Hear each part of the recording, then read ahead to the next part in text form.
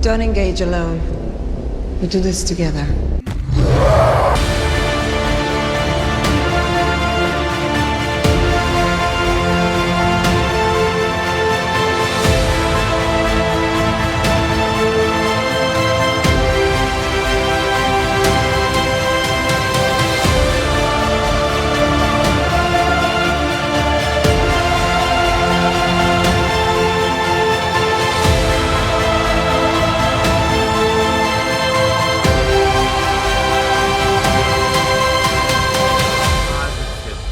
Yeah. We got it! We got it! New 52 booklet. Somebody clip this. Welcome to Under Two Capes. I'm Jared. I'm here with Taladia Plays. What's up, dude? Hey, what's up? And I'm here with Nick from the Phoenix Press, the oldest man on this panel. What's up, Nick? Good. Just having a screeching good 4th of July. So you could say it's screeching time? No, I mean, did somebody say screecher?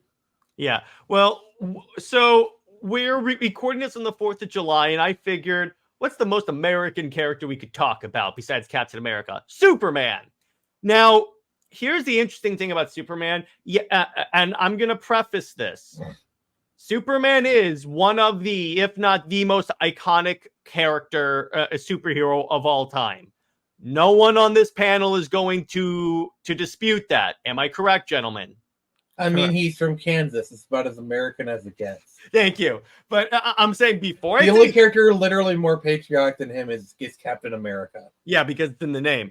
But but for a character as iconic as he is, yes, he does struggle in the box office, especially when compared to characters like Batman.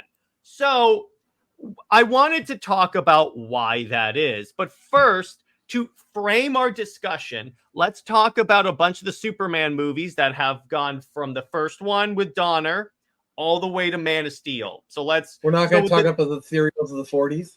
No, because that's its own episode. But I personally saw them in theaters. Oh, I'm sure you personally saw them in production on stone tablets. But anyway, so now I'm going to say this. While it's not my cup of tea, I do find the Reeves film enjoyable, and I definitely acknowledge the precedent it set for comic book movies. In no way am I disputing that. And you know what? It's a fun movie, and it's a perfect representation of pre-crisis Superman. There you go. What do you think, Nick? How dare you not denigrate the past, the prop of the future? How dare No, you? because I'm not a one of those gun cultists that feels the need to crap on Snyder to say, look at what Gunn's doing. More on Gunn later. But don't jump the gun. What do you think, Jared? Nick, in terms of the first Reeve movie? Well, my love for the Reeve films, I obviously are well known among these. Yeah. This panel. To me, Reeves is my favorite Superman. He's the one that I grew up with. Yeah. And to me, he's Superman. Obviously, there's been other characters who have filmed the role and done just as good of a job, different takes. Except for that Henry guy, he's actually rather good at the job. One could say, see, what people don't know is the way Henry was born is the same day Henry was born, an actual rocket ship crash landed in the UK, and then this kid named Henry Cavill showed up. It's kind of funny how that turned out. Yeah, they wanted him to play Captain Britain, but then they realized this dude, he looks too good to be Captain Britain. He's too super. He looks super good looking. If we ever get the Snyderverse back, I want a scene in Man of Steel 2 where Superman is building a computer. Just imagine that. But anyway, Taladia, your thoughts on the Reeves movie. Otherwise known as that Star Wars girl's Yeah. favorite scene in the movie. Yes, exactly. Taladia, first Reeves movie, go. Okay, so my thoughts on the Christopher Reeves film is that, yes, it was a big galoot. And he brought the character to life, in my opinion. Yeah. Like, for the first ever Superman film we ever got in cinema, in theaters. And it was believable at the time. Very believable that, look, he's, flying. and Yeah. all this stuff. And you could tell the difference between Clark Kent and Superman with Christopher Reeves. Yeah. And the thing about it, again, it worked for that version of the character. Then we Yeah. get to Superman 2. Um, Yeah, go ahead. the thing I want to inject is like Talati was talking about how like Superman or revealing his identity. I think this film, above all else, shows just like everyone likes like, oh, you just put on glasses and no one can see, like it's more than that. Like literally all Christopher Reeve had to do to become Superman was literally straighten out his back. Like that one scene where like he straightens out his back, he stops showing his shoulder, takes off his glasses. It's like he's becoming a entirely different person. So I just think the acting that Christopher Reeve did for these characters doesn't get the respect it deserves. Sorry, I had to inject that. Yeah. Oh, yeah, absolutely. Then we get to Superman 2, which this is. So here's the interesting part about this. So this is the movie that I always cite when people talk about Superman killing Zod in Man of Steel. More on that later, because Superman literally He threw a kills cellophane Zod. cape at him. Well, let Jared finish. Well, yeah, but the other thing is like, so the plot of this movie is Superman decides not to be Superman anymore, gets rid of his powers, somehow gets from the Arctic to Metropolis, picks up actually has sex with Lois for some reason.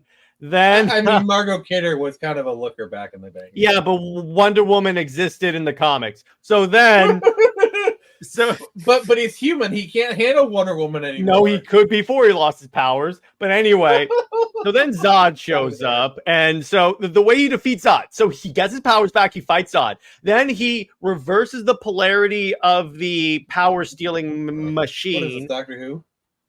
Yep, exactly. And it takes away Zod's powers. So Superman crushes Zod's hand and with a big grin on his face, punches Zod full force into a wall. Even if the fall didn't kill him, because there were some people that said, oh, he had a prison under there. And I'm like, yeah, but he still got punched with full Kryptonian strength into a wall. The man is dead. I'm sorry. He wasn't using his full strength. Because if he was using his full strength, the head would have exploded. He literally was not using his full strength. Because well, to be fair, it's also a PG movie. I was about to say, let me this way: he used his full strength as capable with a PG rating. That's why. I still disagree, but we don't have to dwell on this. Yeah, the point is, he killed Zod. As far as the movie shows, he killed Zod. So anyone that says no is a hypocrite. But anyway, I enjoyed this one more than the first one because. Personally, for me, when I see a superhero movie, I like a little more action in it, and this one had it, like the fight in the middle of the city, which, by the way, endangered civilians, so everyone complaining about Man of Steel, haha. But anyway, Nick, I'm not gonna stop, Clark. I'm not gonna stop. Yeah, your thought on Superman 2? Otherwise known as the last good Superman movie, because exactly. Until Zack Snyder came on. But anyway, go ahead. There's a reason why when they did Superman Returns, they're like, okay, so this is going off Superman 2, 3, and 4 doesn't exist. Didn't happen. Exactly. They're like, nope, ignoring that. Yeah, 3 effectively killed the franchise, and 5 years later, they're like, oh, let's make another one. Yeah, exactly. But what do you think of Superman 2, dude? I think it's a good upgrade on the original. Have you ever seen the Donner cut, Jared? I have not. I want to. It's not available on streaming because Superman 1 and 2 were made at the same time, so they are kind of playing off each other. When they were testing actors, the scene that they used to test the chemistry between Clark and Lois would actually be the gunshot scene from Superman 2. So the fact they're using scenes from the sequel when they're casting actors for the first one, that tells you how intertwined the productions were. I don't know if you know the behind the scenes, but production of the first 2 movies were a mess. Yeah, we'll talk about that actually on a stream, because that's actually a pretty good stream topic. But so overall, Taladia, your thoughts on Superman 2? Well, the Richard Lester Superman 2 film, I thought it was okay. Yes, you brought General Zod, and the fact that I just didn't like the fact that Superman had to reveal his identity to Lois that soon, you know, and Well, I and the hate that Lois has to be involved in it at all, but I we all know, have our crosses to bear, brother. I know. It's just that it felt like, and the whole, throwing of the S, that A that little was like cheesy. little cheesy. Yeah, it's But like, kneel before Zod. Yeah, here's the thing about that's like the cheesiness. I don't mind because that was legit what Superman comics were like back then. So Yeah. so in that case, I'm like they're being comic accurate. That's fine. I'm fine with that. Oh, okay. So Michael Shannon is not a bad Zod. I'm just gonna say that first and foremost. Yeah. But in my opinion, Terrence Stamp is objectively the better Zod. He adds a certain theatricality to his performance, and it's just he's a lot more intimidating. Michael Shannon at times comes a bit like crybaby whiny with his stuff. He's a good Zod. I'm not trying to say he's a bad Zod, but Terrence Stamp is just kind of a force to be reckoned with. Yeah, but I remember subjectively. But anyway, my subjective opinion is that he is objectively the best. No, so Superman 3. Oh God. Well, you know what? We'll talk about Superman 3 and 4 together, so we can just continue on with this discussion. They suck. They suck. Moving on. Yeah, that's it. Done. Moving on. If you want to see a good review of this, go to 2 years ago our April Fool's stream where Jay Heat had to review this. Anyway, moving on.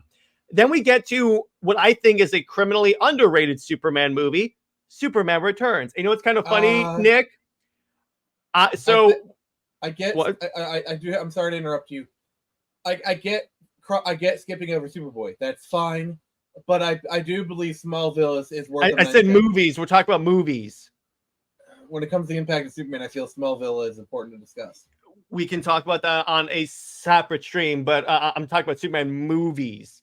So, because I'm talking about box office ultimately, we will talk about Smallville at some point, but for Superman Returns, here's the thing. I explained this to Britt on one of the Legacy episodes, because if you look at the deleted scenes, it doesn't fix all the problems with that movie, but it fixed a lot of them. Like, Taladia, do you know why Superman was gone for 5 years? Because he went back to Krypton. Do you know, well, not just that. Do you know why it took him 5 years to get back? They have a deleted scene, literally at the beginning of the movie. Oh, it's because of the whole him searching to see if surviving Krypton. Nope. So he arrived at Krypton relatively quickly. Yeah. But as we know, kryptonite is the irradiated shards of Krypton's core. In one of the origins, they change it so many times. So I'm just going off of that. So as he's flying his ship in, he gets affected by kryptonite and he kind of collapses. His ship kind of crashes a little bit. And then it takes 5 years to get back to Earth. That's why also when he lands, it freaking crashes in the middle of Smallville. So essentially, the ship kind of went on lip mode autopilot in a sense. Yes, exactly. So it wasn't like he was a deadbeat or anything like that. He thought, as far as he knew, he was going to be gone for a week. Why didn't he just encapsulate the cockpit with lead shielding or something?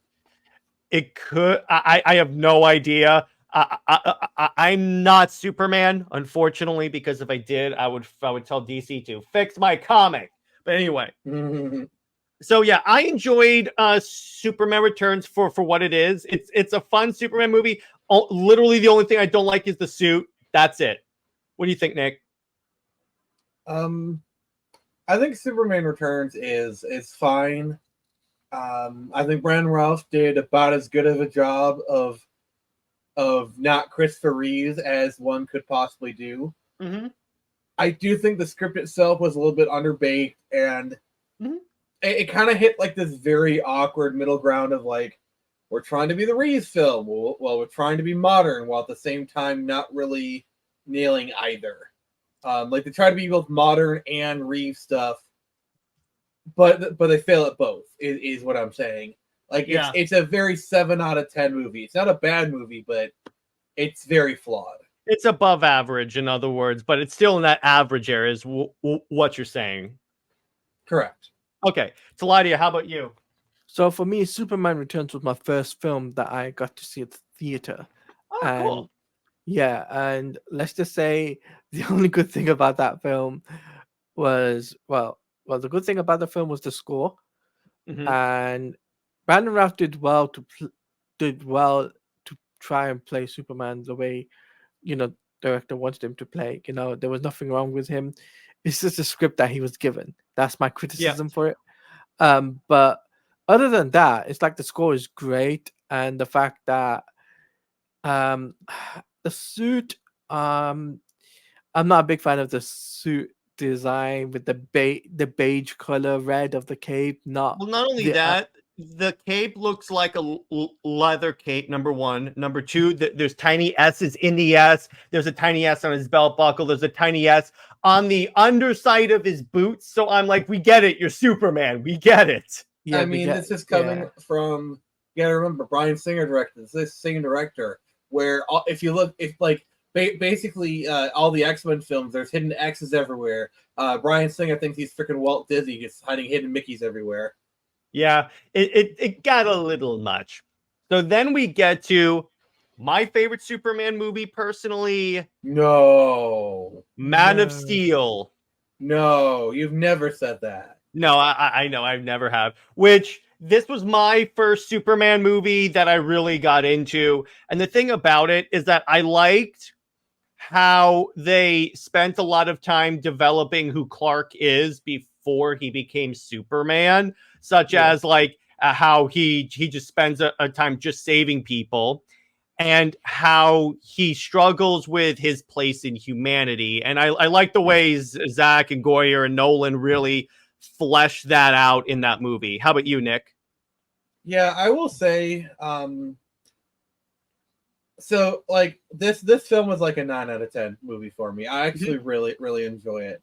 Reeves is my personal favorite. That's and fine. as much crap as I give Jared, Henry is like a very close number two. Nostalgia kind of tips Reeves over the scales, but Which is fine. Henry is in no way a bad Superman. I feel like this movie, above all else, did a really good job of modernizing Superman. Mhm. And it did it in a way where they modernized him, but they still kind of had one foot in the past, where there's echoes of the Reeves stuff in there. Like, I feel like, and especially when you go into like the BVS stuff, I feel like Henry's Clark is more of a modern version of Reeves, where it's like he's not quite the bumbling idiot, but there is a bit of a personality difference. Yeah, a little bit. He's more confident than Reeves, but he still has that textbook like unconfidence of Superman. Plus, the other thing that's really interesting when you get to Man of Steel is I've long said they're telling the same basic origin as the Reeves movie. It's just they're doing it in a modern context. They're saying here's what the Reeves movie would look like if it take place nowadays. Granted, it's a little more. I wouldn't say it's a little. I wouldn't say it's overly dark. It's darker than the Reeves movie for sure. It's just it's lighter than people get credit for. That's the problem. Let me put it this way: the only dark Snyder movie that I would say is objectively dark, and I in this case it is objective, is BVS. That is objectively dark, intentional. It's darker than what we've seen before. But anyone who watches, like, I'm sorry, watch the first flight scene of Man of Steel and try and tell me it's a dark movie. Try. The last shot. Literally, the last shot of the movie is Henry smiling and Lois Lane saying, "Welcome to the planet." I love I'm sorry, like, I just love how they just take one look at each other, and the look is like, "I know you're Superman," and he just looks at the back of this, "I know you know," and they just say it without That's words. the other thing I like about this movie. They actually showed Lois figuring out he's Superman.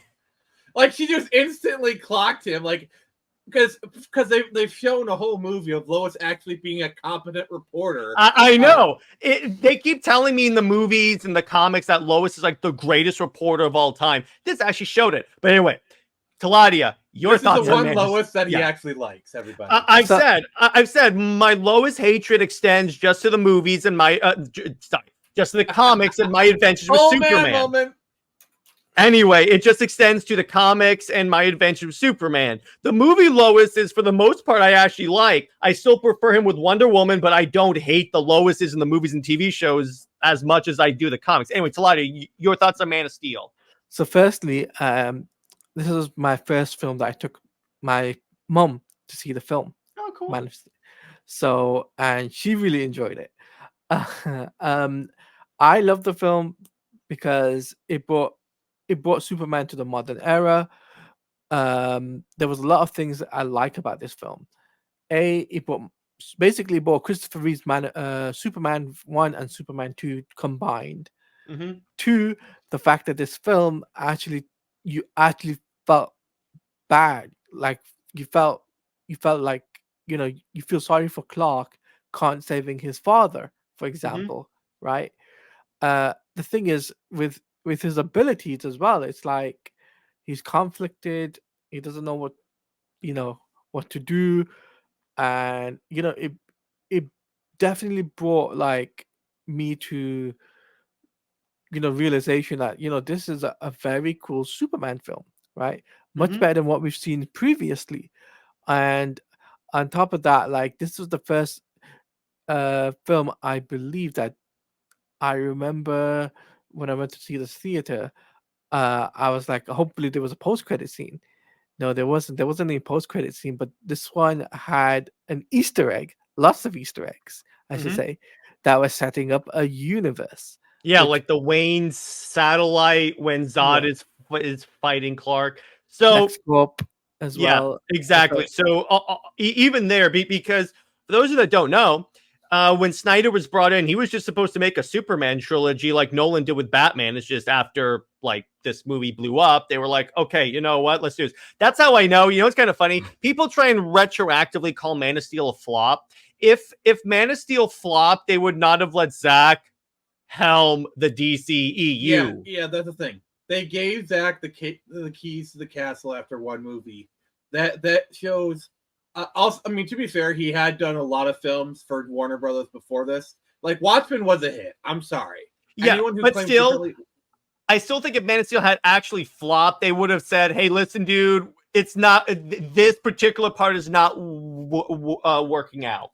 Yeah, and at the time, basically the consensus was it's not perfect, but it's still actually a pretty good Superman film.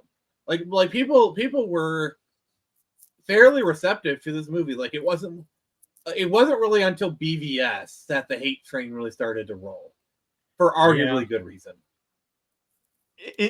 To some degrees, arguably. In some parts, yeah. So we've recounted Superman. Now let's talk about the main topic of this episode. Why does he struggle? Part of it is an over-reliance on nostalgia. People are trying to make it people are trying to do 100% Reeve, but not modernize it. At least I think that's part of the issue that they keep running into when they adapt Superman. Go ahead, Nick.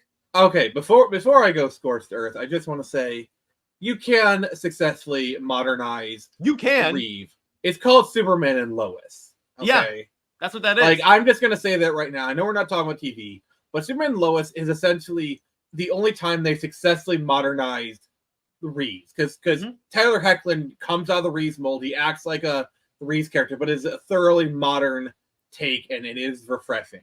Yeah. So, let me just dump my napalm all over the table, and I'm just going to say this. Superman is boring. Oh, that isn't it. That's a hot take, bro. I told you, Jared. I told you. Continue. I would be respectful, but I'm going to go Scorched Earth. Go ahead. Superman is a boring character. He is way too powerful. For example, the fact the DCAU had to depower him just to make him interesting. I raised that point in our group chat. Superman is a character that is very hard to write compelling stories for, because stories are based off of conflict. And if you have a character that can literally solve most of the problems, in like a few seconds. You know, and they're like a godlike powers because he can't fight Darkseid every week. He can't.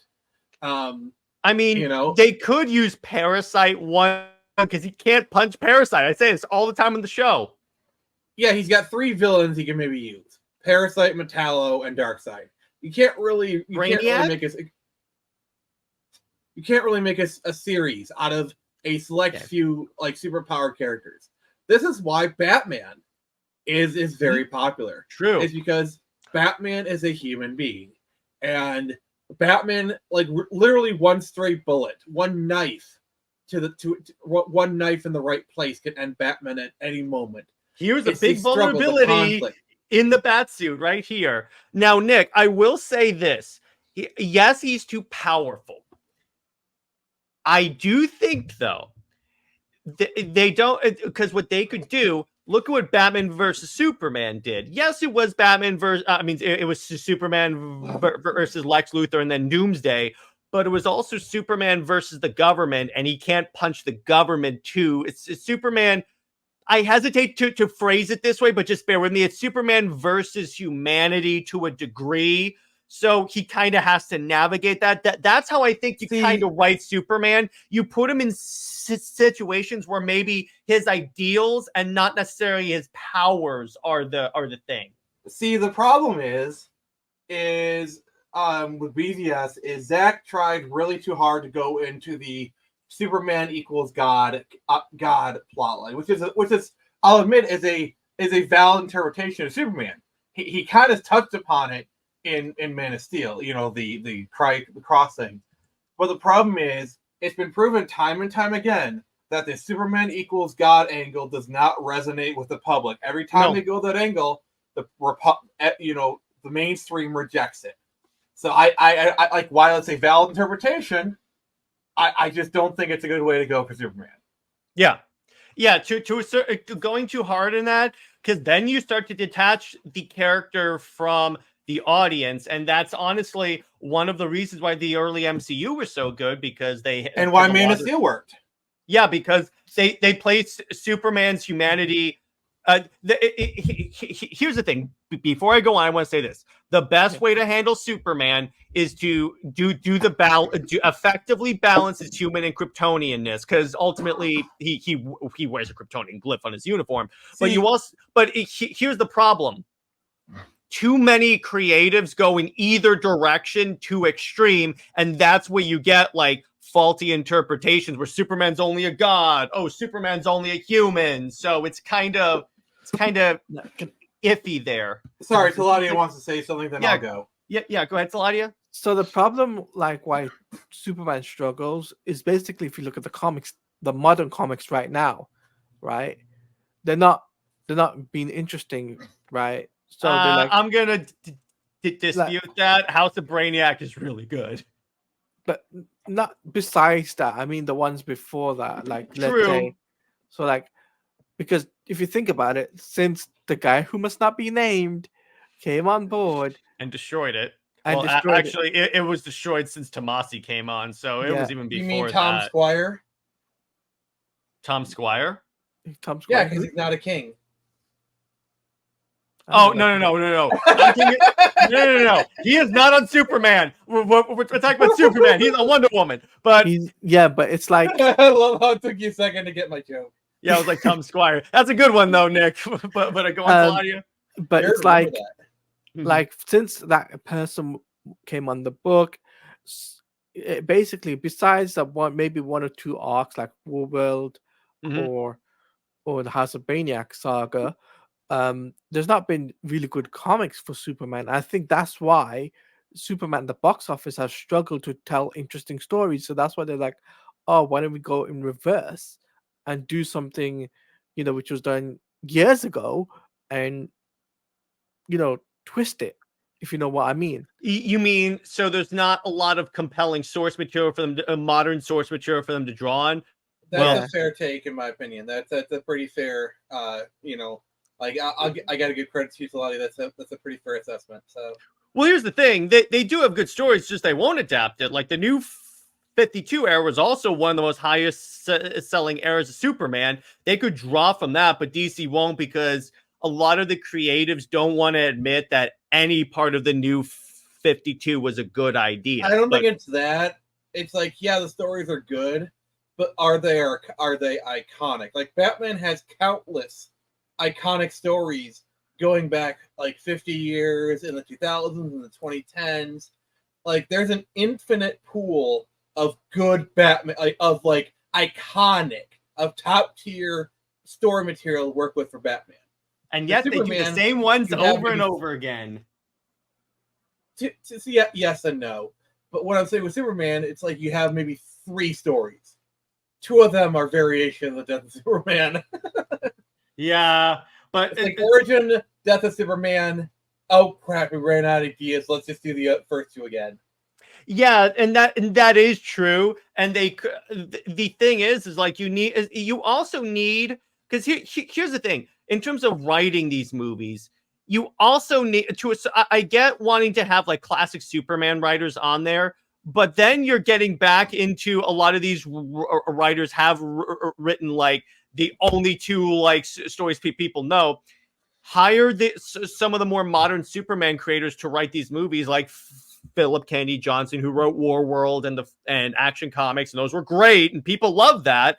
In other words, hire more of the modern creatives that have had success on the character. That way, you can homage the past, because they've done that very well in the current comics, but you also embrace the newer ideas that they have introduced. Yeah, and like another thing they could do is some of the other like good Superman stories, like Superman for All Seasons. Mm-hmm. I mean, heck, I know Max Landis is kind of persona non grata, but like, imagine they brought him in to adapt his Superman American Alien script for the screen. You could do that as the origin movie for the Superman thing. That would actually work really well. Because I will say one aspect of Superman's character that I'm actually like really shocked they've never touched upon is the immigration aspect of his character. Superman is why? An illegal alien. He's why? Literally an illegal alien. You know why? Britt and I have talked about this. Is because DC is in this opinion that, okay, no, it's because, well, he wasn't born on Krypton. He was born on Earth. So technically he's an American. He's not an immigrant. No, he was born on Krypton. Well, in the run by the guy that thought it was a good idea for Superman to make out with a 14-year-old girl, his cells were implanted into the birthing matrix, and technically the thing opened and Clark was a baby just on Earth. That is a very convoluted way. It is. To solve a problem no one asked for. It is because here's the thing: it's like people is that you get down to my least favorite sentence that's ever been uttered by a Superman creative. And they actually echoed this in the Superman and Lois TV show with Dean Cain, where Clark Kent is who I am. Superman is just what I can do. You're not wrong. Like, that's where you go too far in the human side. And yes, Nick, you brought up when a lot of guys go too far in the God side. You need to have that balance. They treat Clark Kent as the disguise. Like I get Bruce Wayne being the disguise. Like Bruce Wayne being like Batman being his identity. That's his story. But I feel like you said, going in too far in the other direction, where Clark Kent is the disguise. I think I know I keep bringing back the Superman Lois, but like I feel like that's like the one like interpretation of Superman that hits every note right. Yeah. At least in terms of Superman and his characterization. Yeah, exactly. It has the dark and light moments really well. And it's also like he's both like it also balances the Superman with the Clark Kent. Like I said, my favorite line from the series is, "This isn't a job for Superman. He's not going." Yeah. Yeah, exactly. That's the closest Superman ever gets to being Batman, and it still works. Yeah, exactly. But bringing it back to the box office situation, right? And I think why it struggles is because they don't really look at the source materials from the last decade. Yeah, we talked about that. It's just because and Nick, you brought this up perfectly, actually. According to a lot of creatives, they only think Superman has like these it has like 3 or 4 good stories when he actually has a lot. Superman is like Wonder Woman in this way, that he actually has a lot of good stories. No one talks about them. Well, Superman is basically a character that literally everyone knows, but no one really knows about. Yes, that's what we mean when we say he's iconic. The S is one of the most recognizable logos. No one, when I say Superman was irrelevant before Zach, I did not mean that no one knows Superman. That's not what I was talking about. Go on, Nick. No one cared who I was till Zack Snyder directed my film. True. Yeah, but like the thing is, everyone has Superman in this box, and it's usually like a sort of Reeves box kind of thing. And everyone kind of sees Superman as this thing.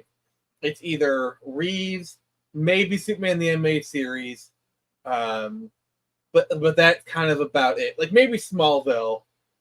But everyone kind of has like this very narrow box that Superman is in, and if you deviate from it, or you try to expand it, people kind of freak out because Superman is an American icon. Yeah, and if you mess with it, it's like, oh, you're messing with America. It's to say like true. Superman is as American as apple pie.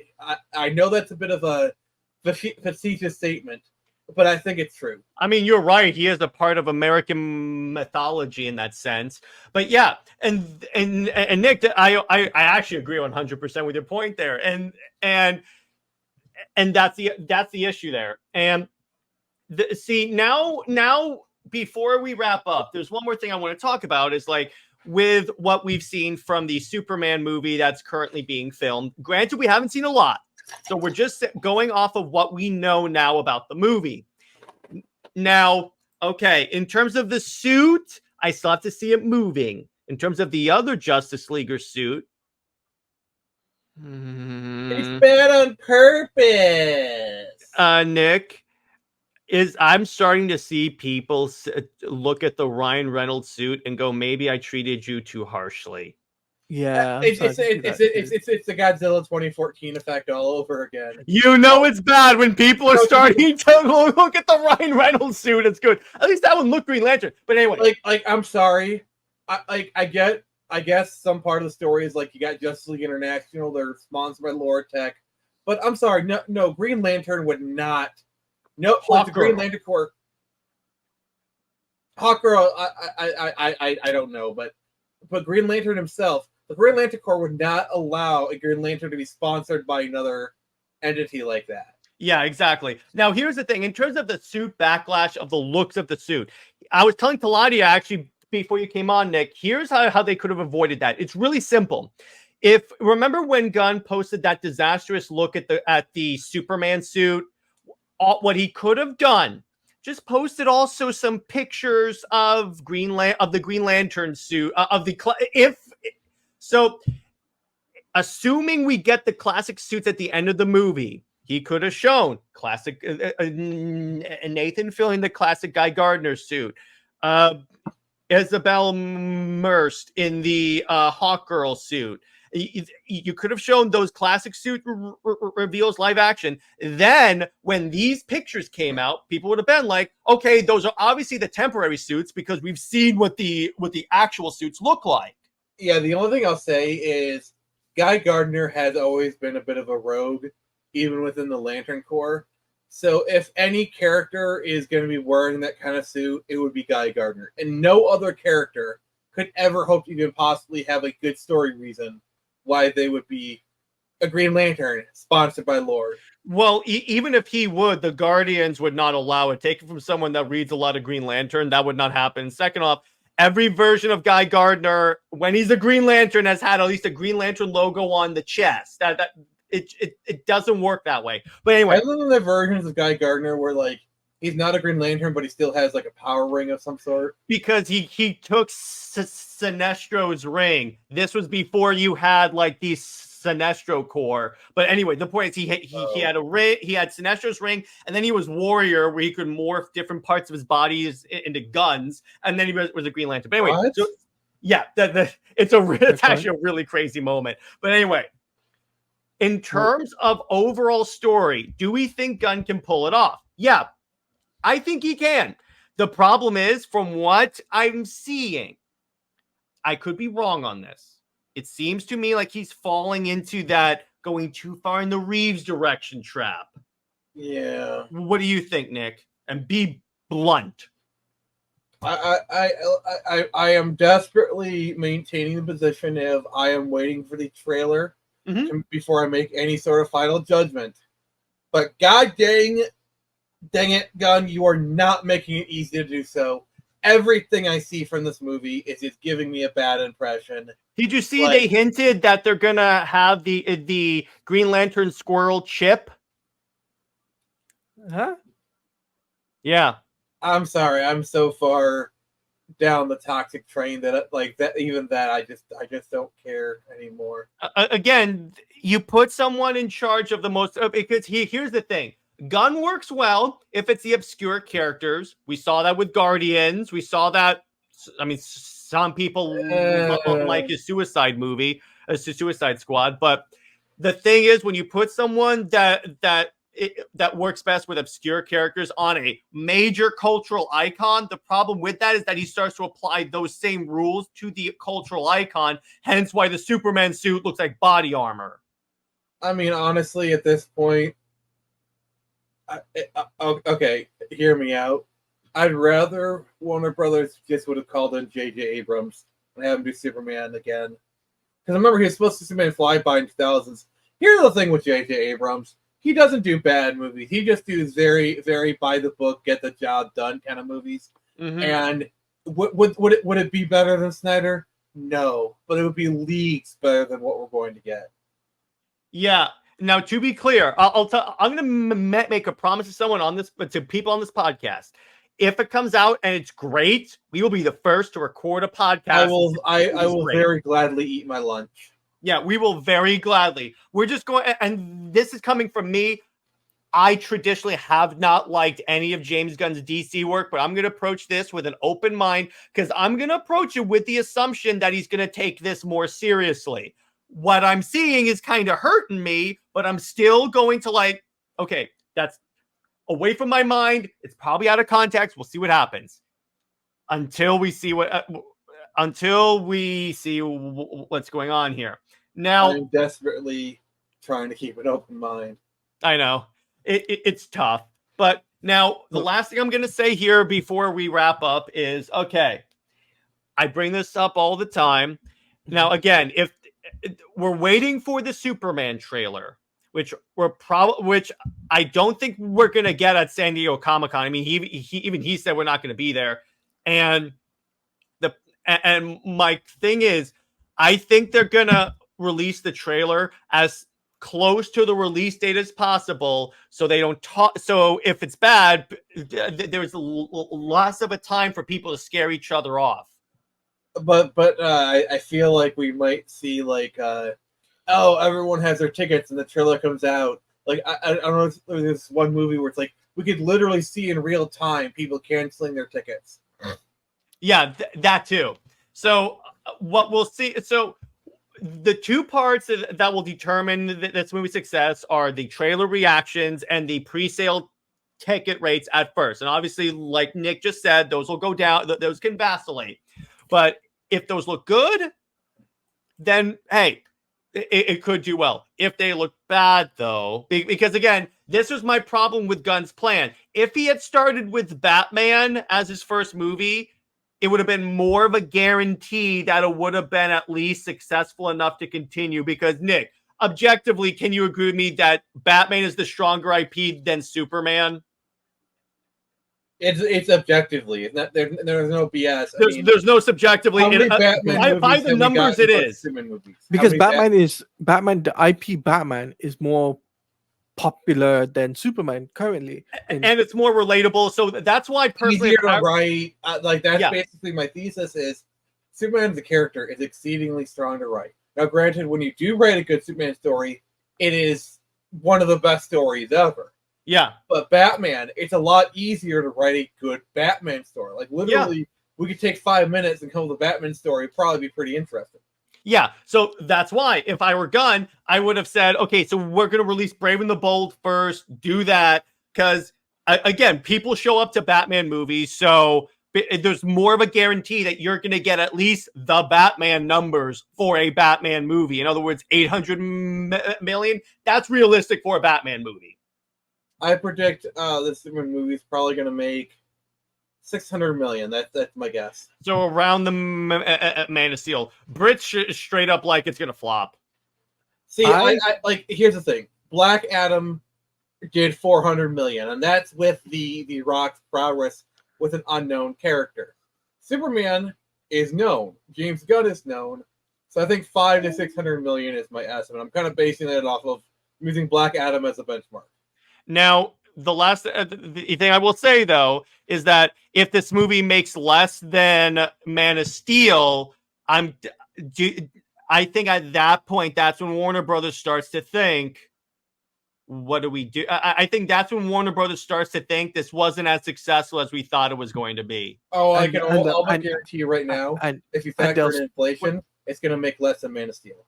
Yeah.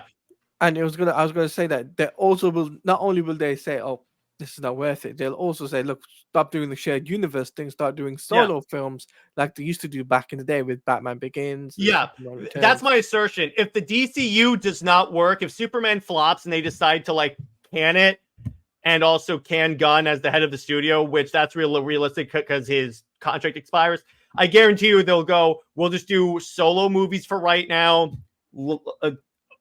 Mostly Batman movies, and then we'll just continue on our merry way. Or they could just license it out to like Netflix or any other streaming service that wants to do it. I'm just going to say that because that could happen there. I'm just telling you because that they could say we can't do it. You guys do it. Or as the Super Wonder Discord has asserted, they could just sell off the movie rights to DC. Say, okay, someone else handle this now. All right, my prediction is if the Superman movie flops, they're probably going to push out the Batman 2 because they're probably going to be like, all right, the Reeves one? Yeah, that's coming out for sure. Well, it's like, okay, that's the last thing that kind of worked. Let's push that out, see what happens. And that one's probably going to make 700 to 800. I honestly don't see the Batman.